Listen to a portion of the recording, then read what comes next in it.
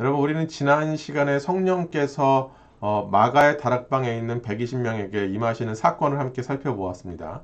지난주 2장에 나타난 사건의 모든 전말을 우리가 다루진 않았죠. 오늘 본문에서 이제 함께 살펴볼 베드로의 선포와 그로 인해서 일어난 일들을 함께 다뤄야 2장에 나타났던 성령의 임하심과 그 일로 벌어진 모든 일들에 대해서 우리가 함께 이해함을 더 채울 수 있으리라 생각하게 됩니다. 성령님의 임하심으로 나타났던 사건은 바로 그들이 각 나라, 그 자리에 있었던 사람들이 각 나라 방언, 즉 외국어로 말을 하기 시작했다는 것이죠. 그 광경을 본 그 자리에 있었던 다른 사람들, 천하 각국으로부터 왔던 온 경건한 유대인들과 외국인들, 이 사람들이 이제 가스피어라고 하나님을 두려워했었던 사람들, 유대교로 개종한 사람들, 이런 사람들을 말하는데, 이런 사람들이 이 장면을 목격하고 그들 사이에서 적지 않은 소동이 일어나기 시작했습니다. 이 광경을 지켜본 자들에게 이제 두 가지 반응이 나타나기 시작했죠. 어떤 자들은 술에 취했다고 조롱하기 시작했고, 어떤 이들에겐 지금 일어난 일에 대한 궁금증이 그들 안에서 일어나기 시작했다는 거예요. 그런데 외국어로 말하기 시작한 이 신비로운 현상도 현상이지만, 주목할 만한 현상이지만, 과연 이들이 그 외국어로 무엇을 말했느냐가 더 중요한 것이죠.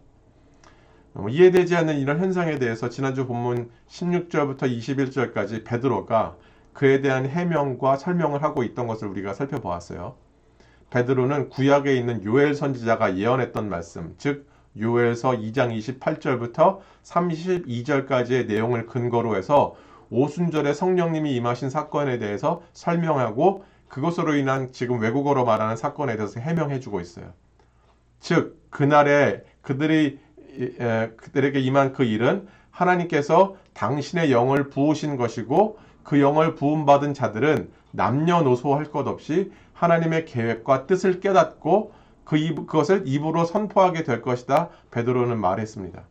이것은 바로 누가복음 24장 46절에서 49절과 사도행전 1장 8절에서 주님께서 약속하신 능력과 권능이 부어지고 그것으로 인해 나타난 한 부분이라는 것을 우리가 지난주에 잠깐 다루었죠.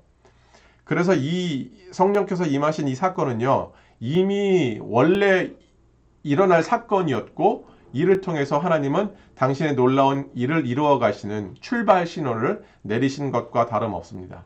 이로써 그들 안에 회개가 일어나고 침례를 받고 그들의 삶이 하나님께서 원래 계획하신 대로의 삶으로 회복되어져 가는 것을 소개함으로 증인된 삶을 살게 하시는 내용을 나타나게 되었다. 그것을 이제 지난주에 말씀드렸죠. 그렇다면 오늘 나타나는 베드로의 나머지 설교 부분을 자세하게 한번 살펴보면서 하나님께서 성령 하나님을 보내셔서 이 소동을 일으키신 그 목적과 그 큰 일이 과연 어떤 것인지 다시 한번 좀 자세하게 확인해 보고, 우리를 증인으로 부르신 그 부르심을 향한 우리 두 번째 발걸음, 아니 세 번째 발걸음을 떼보는 시간을 가지고자 합니다. 베드로는 지난주 본문 마지막 구절인 21절에서 누구든지 주의 이름을 부르는 자는 구원을 받을 것이다 라는 선언과 함께 예수 그리스도에 관해서 말하기 시작해요. 22절과 23절에서는 예수께서 어떤 분이시고 그분의 죽음에 대해서 설명을 하고, 24절에서는 예수의 부활을 베드로는 설명하고 있어요. 베드로가 나사렛 예수에 대한 설명을 하는 이 본문의 전개를 좀 살펴보면 약간은 좀 뜬금없는 내용의 전환이 이루어지고 있죠. 지난주에 살펴본 바와 같이 베드로는 성령님의 임재로 나타난 사건에 대해서 이것은 요엘 선지자의 예언을 근거로 인해서 이루어진 일이야 라고 이제 그 예언의 말씀이 그 자리에서 일어난 것을 설명하고 해명했어요. 여기까지는 좋았죠. 아주 무르르듯 자연스러운 그 근거를 대면서 설명을 하고 해명을 했던 것이에요. 그런데 난데없이 나사렛 예수에 대한 소개와 그의 죽음과 부활이라는 주제로 베드로는 자신의 메시지를 이어가고 있는 것을 볼 수 있어요. 그렇다면 왜 베드로는 이렇게 조금은 뜬금없는 주제에 전환을 하고 있을까요? 그렇다면 내용의 전개가 어떤 방식으로 진행되고 있는지 좀 한번 들여다 봐야 되지 않을까요? 사도 베드로는 요엘서 2장의 말씀을 근거로 이제 제시하면서 하나님께서 당신의 영을 부으시는 것이 말세에 나타내실, 말세에 허락하실 영적인 특권이다 라고 선언해요. 그리고 22절에서 베드로는 하나님께서 마치 말세에 자신의 영을 부으시듯이 예수 그리스도를 통해서도 수많은 표적과 기사들을 이루셨다라고 설명해요. 다시 말해서 요엘서 2장의 말씀처럼 하나님께서 말세에 당신의 영을 부으셔서 당신의 계획과 뜻을 알려주셨던 것처럼 주시는 것처럼 예수 그리스도를 통해 하나님 당신의 뜻과 계획을 알리시고 보여주셨다라는 것을 의미합니다. 그러나 누가복음 11장 15절에서 26절 이렇게 보시면 예수님이 이제 귀신을 쫓아내는 그 장면이 나타나요. 그 쫓아내는 예수님의 능력이 하나님으로부터 온 것이고 예수 그리스도로 말미암아 하나님의 나라가 임한 것을 선포하는 장면이 누가복음 11장에 나타나는데, 그럼에도 불구하고 유대인들은 오늘 본문 23절에 기록된 바와 같이 그런 주님을 율법도 모르는, 하나님의 법도 모르고 하나님의 말씀도 모르는 로마 관리들의 손을 빌어서 십자가에 예수 그리스도를 처형했다라고 베드로는 들려주고 있어요. 그러나 이런 예수님의 죽음도 23절에 나타난 바와 같이 하나님의 정한 뜻 가운데서, 하나님의 계획 가운데서 진행된 것임을 베드로는 증언하고 있죠. 거기에서 그치지 않아요. 베드로는 계속해서 선포하기를 죽음 가운데 있었던 예수님을 부활로 이끄시는 모든 일들도 역시 하나님께서 계획하시고 증언하셨다라고 증언합니다.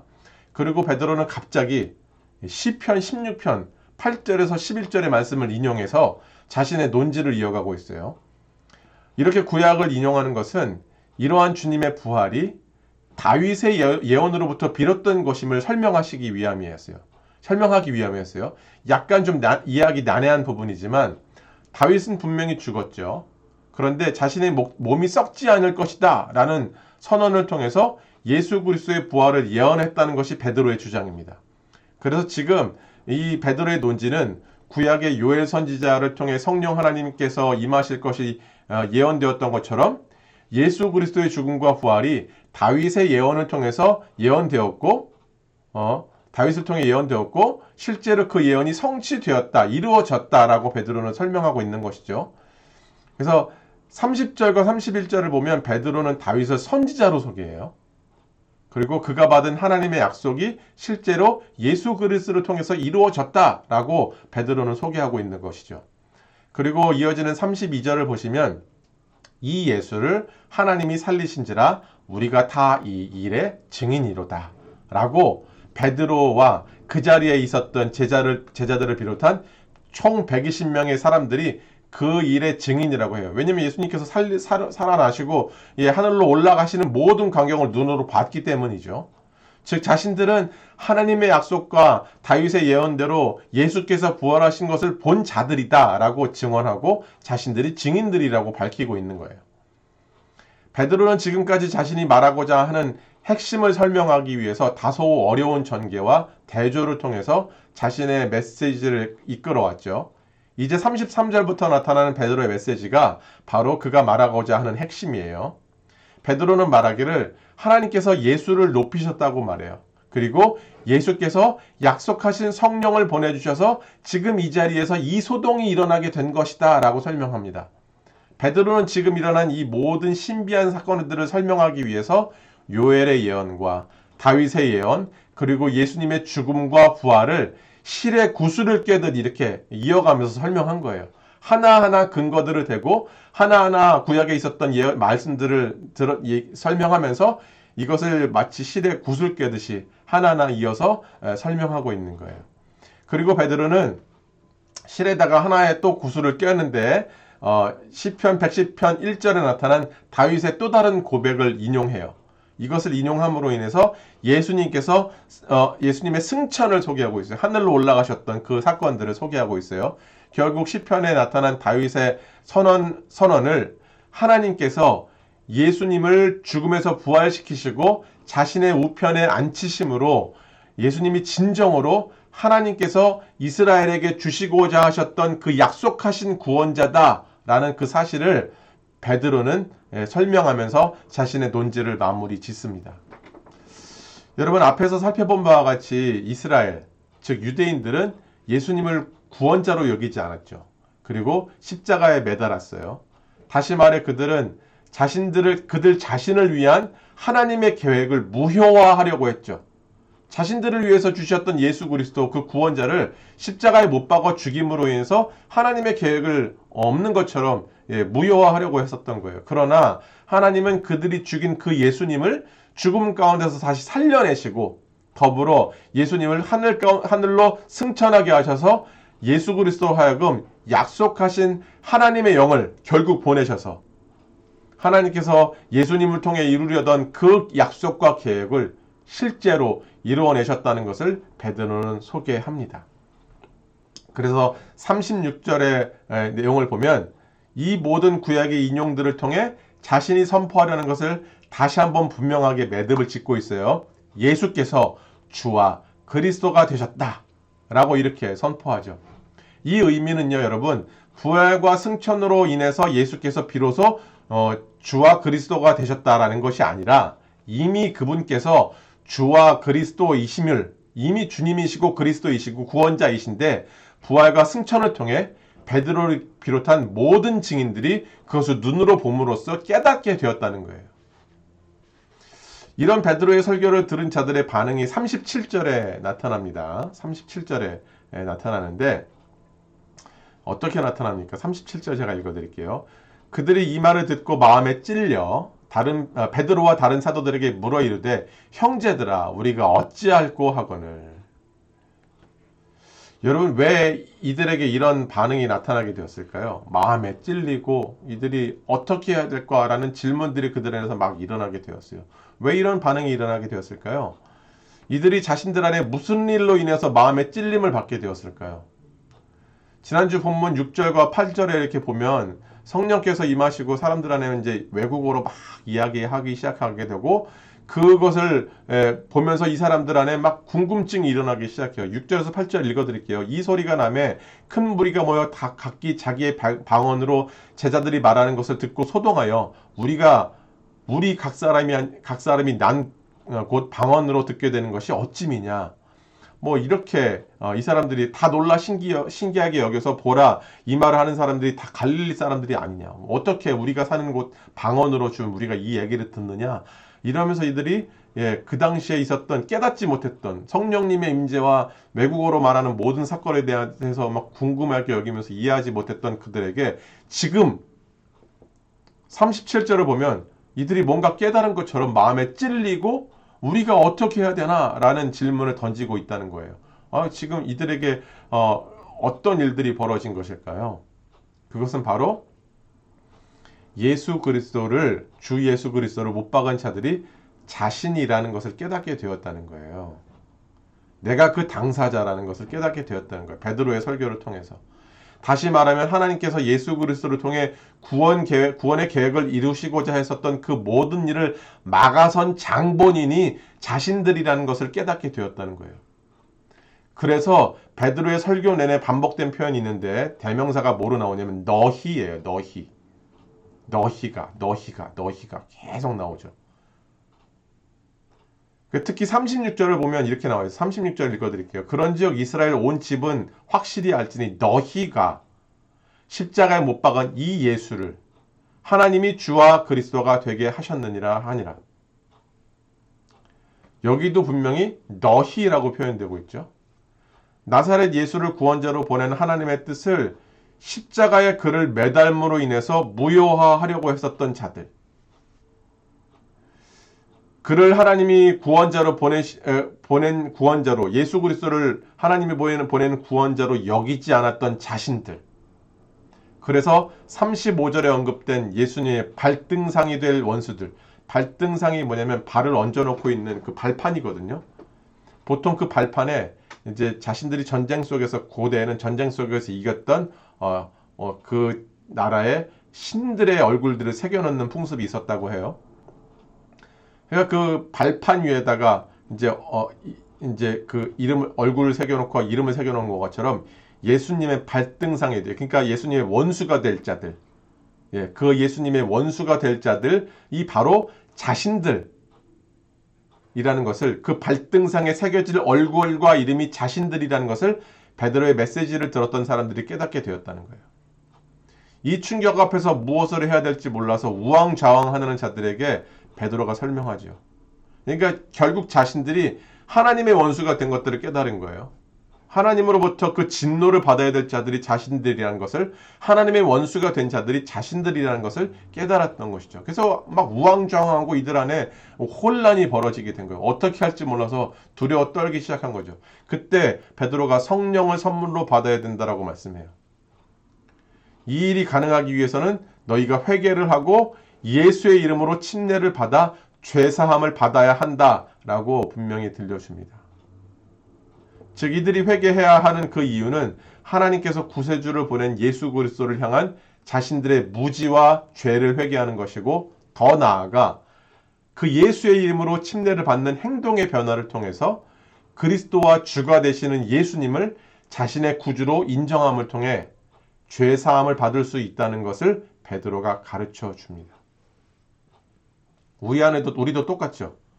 하나님께서 나의 죄를 위해 보내신 예수 그리스도를 구주로 인정하지 않았던 우리 안에 무지와 죄가 있었죠.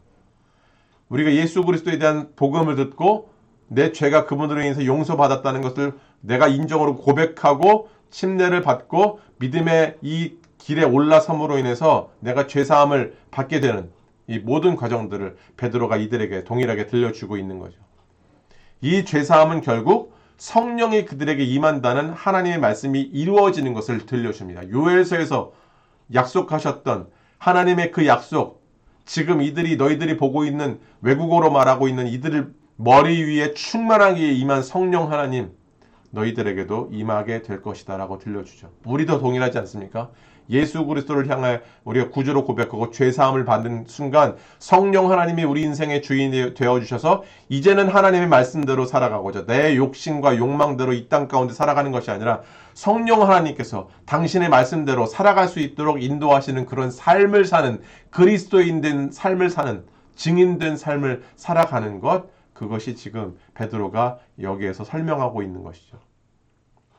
결국 지난주에 잠깐 언급한 바와 같이 이들은 베드로의 권면을 따라서 회개하고 침례를 받습니다. 그래서 이날 믿는 자가 3,000명이나 늘어났고요. 사도의 가르침을 받기 시작하고 이들 안에 교제가 일어나고 증인들의 공동체를 이루기 시작했다고 말해요. 그것이 바로 교회가 된 거죠. 교회.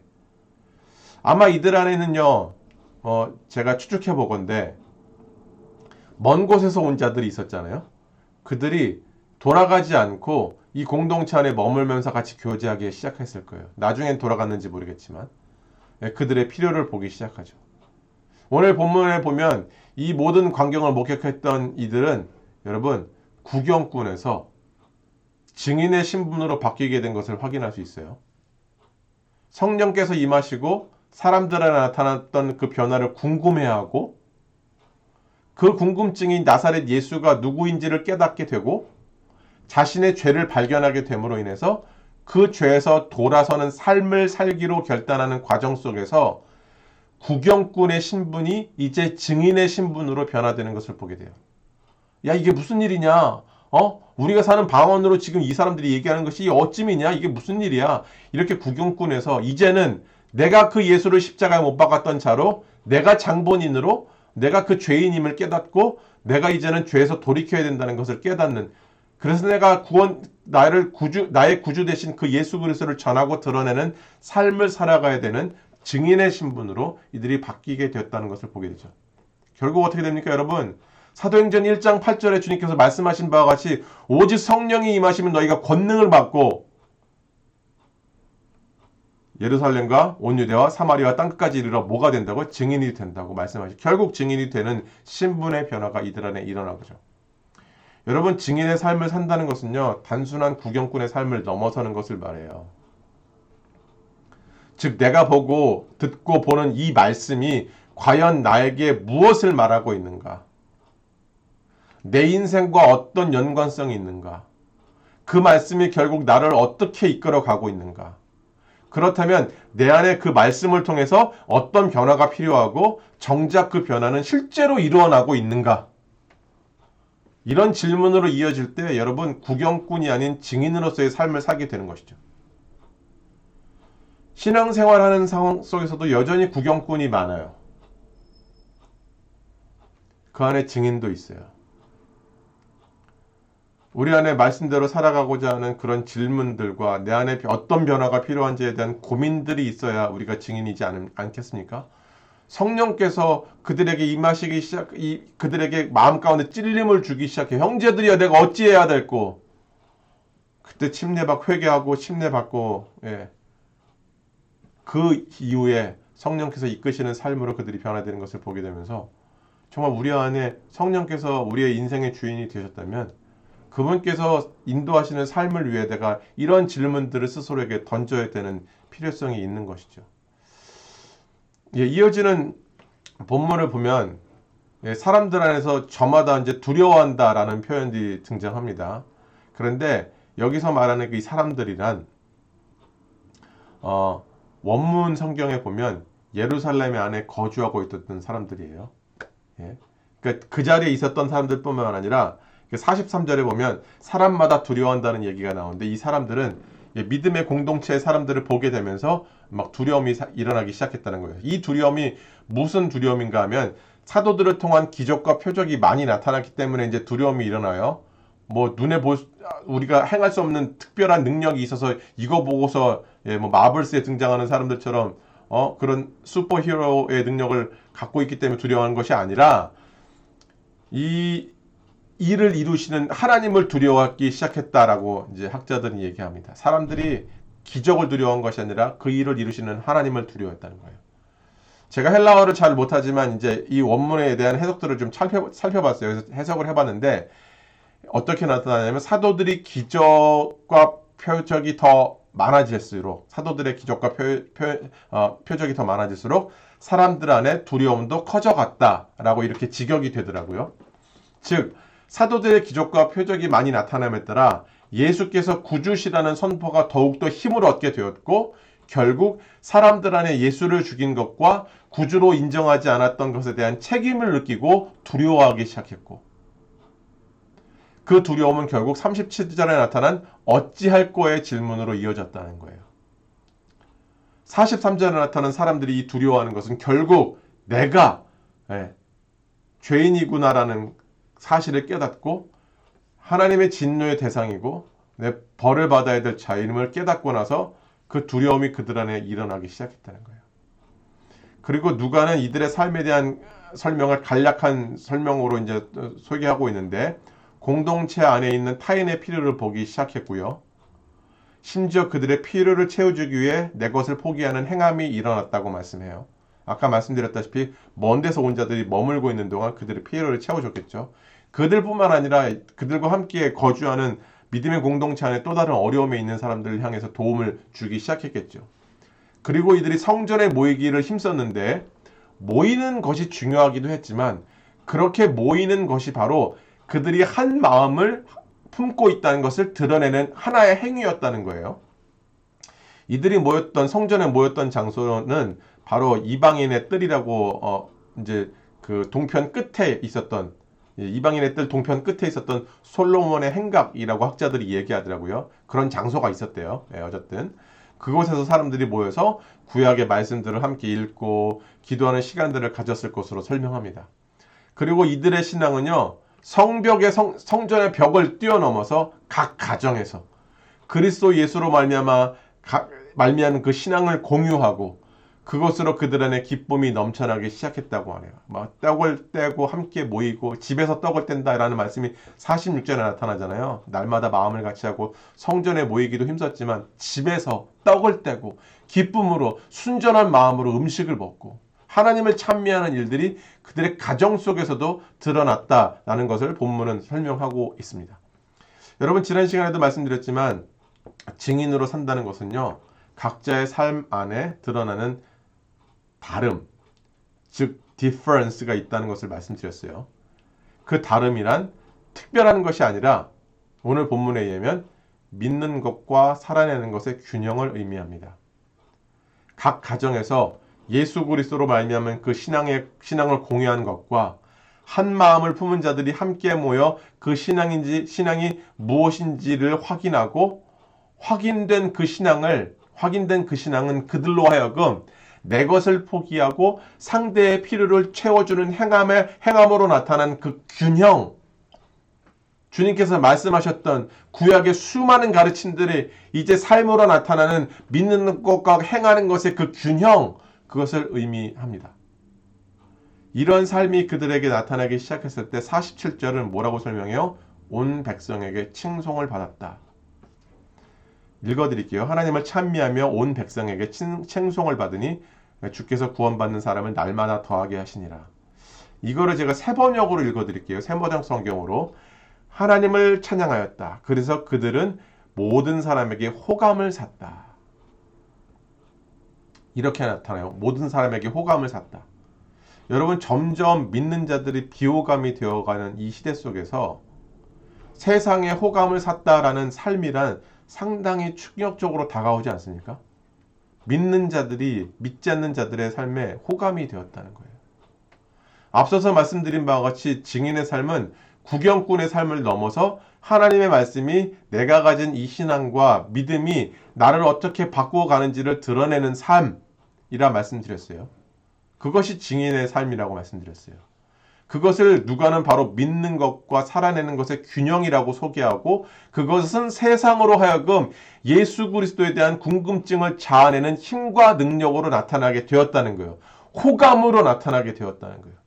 그 사람들로 하여금 동역해 하는 능력이 되었다는 거예요. 여러분, 이 모든 일은 우리가 드러내야 되는 삶의 모습이지만 우리 안에서 함께 하시는 성령 하나님이 우리를 그렇게 살도록 인도하실 줄로 믿습니다. 인도하시는 과정 속에 아까 여러분들께 제가 드렸던 그 질문, 내가 그런 삶을 살기 위해서 어떻게 내 안에 어떤 변화가 필요해야 되는가? 오늘 나에게 주어진 이 말씀이 내 인생과 어떤 연관성이 있는가?